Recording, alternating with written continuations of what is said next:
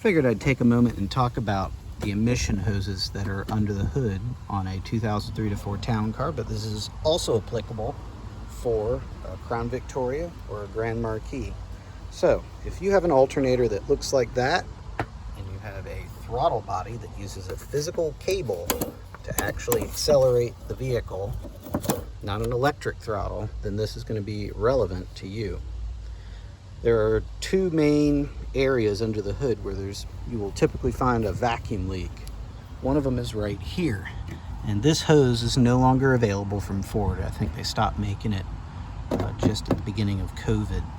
So you have an elbow here, this 90-degree bend, and you also have this kind of S-shaped, but that's from a 2D perspective. A 3D perspective, it kind of hangs left, and it's got another bend with a plastic elbow up here. Obviously that'll never rupture, and you can see I've made a temporary repair on this one here.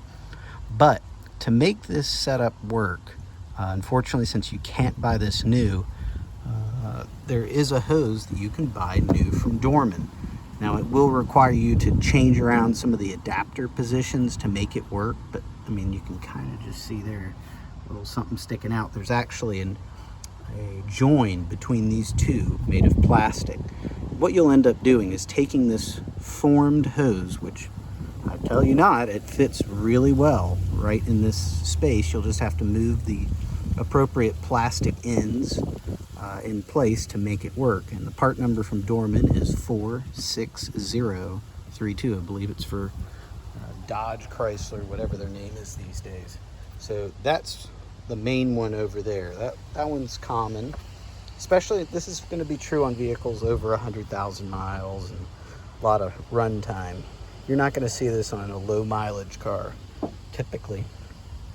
The thing I've encountered on most vehicles over 150 is this rupturing right here.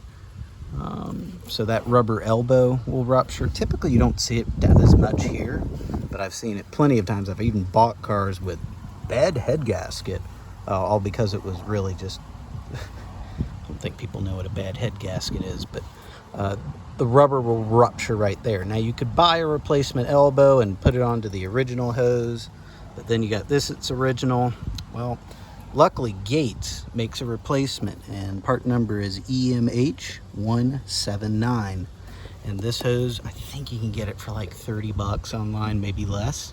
And you have nice new elbows with pretty much the correct angles that you want. It's a little bit off because I believe this is for a Mustang 4.6, but it's the same concept. So that's pretty much it. This is hardline plastic under the hood, so you don't have to worry about it. This never ruptures. There's an elbow that goes between the IAC, the idle air controller, back over, but that rubber never ruptures and the hard plastic never does. So it's really just this one here you got to worry about. And back over here, you have this one to worry about, the Dorman 46032. So hopefully this is going to be of relevance and help to someone. If you have any other concerns about vacuum, I guess the really only other thing is the spaghetti that comes off of out of the bottom of the plenum. Unfortunately, you can't really see it here, but it comes out over there. You can see it right there. And when that spaghetti, these plastic lines here, if you're really rough with them, and it's hard plastic, so it's going to break off. So you got to be gentle, got to be careful. But your real source for those is pretty much going to a junkyard, or just buying bulk line and moving the ends off of the old lines onto the new one, or using junctions and bridging them together with vacuum, because this is all it is. It's hard plastic lines with rubber ends to connect onto whatever needs vacuum. So that's pretty much it for what you can see and expect under the hood of these. There's really not a lot else to worry about. Yeah, I don't really see anything else. And just whenever you're removing these, you got to be gentle. You don't want to be doing this on it, because this plastic could be 20 years old. You might rip the actual mounting tab that's holding it on. You may want to use a screwdriver, a cat claw, something to get behind it and help encourage it to pop off instead of just bending and flexing such lines. I believe that's it. Thank you very much for watching.